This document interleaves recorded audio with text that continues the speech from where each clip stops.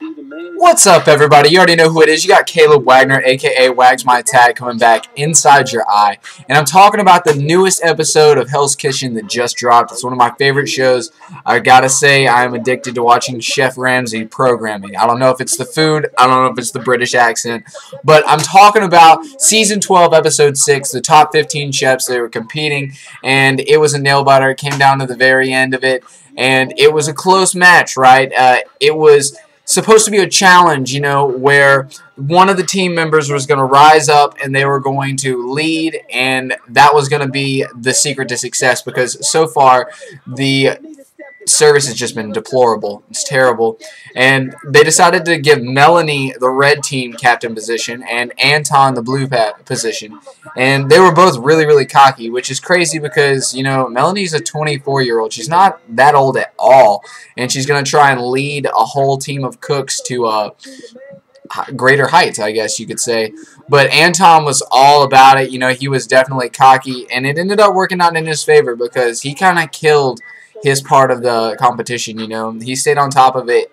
And you know the way that they edit the show, like, they always try to look at those mistakes. Like, even the smallest ones, they will, like, just prey upon those, and they will put those on a pedestal. Anton didn't have that many mistakes. It was crazy, though, because they ended up having chef's tables, right? So that means there were certain customers that were parked, like, right inside of the kitchen.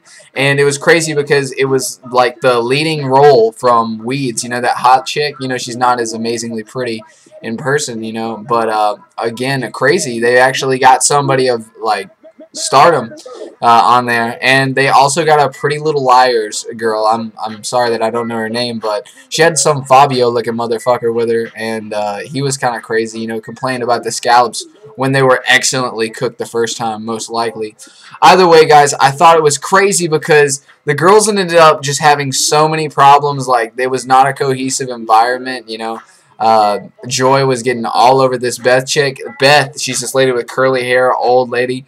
Ends up talking about how she lost a job because she doesn't have a penis, right? Craziness, right? Yeah, she points that out.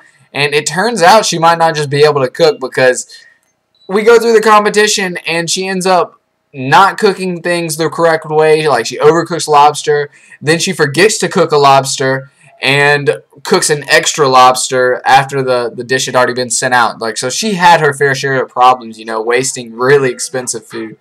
But it was just not her night. Either way, it ended up going down in the guys' favor. They ended up winning the competition for the first time in, like, ever. I don't know, like, the girls have been sweeping it lately. And it came down to Sandra and Beth. You know, Sandra sees this other, like, little miss thing that has problems with everybody on the team. And, you know, like, though she might not be the worst cook, the game is all about votes and numbers. You know, she's not personable with her teammates. She got voted in, and that's what it was. So she goes down in there. It's up to Chef Ramsay, and he ends up sending home Beth. And Beth's terrible because Beth's like, I got nowhere else to go but my mama. And I feel terrible for her.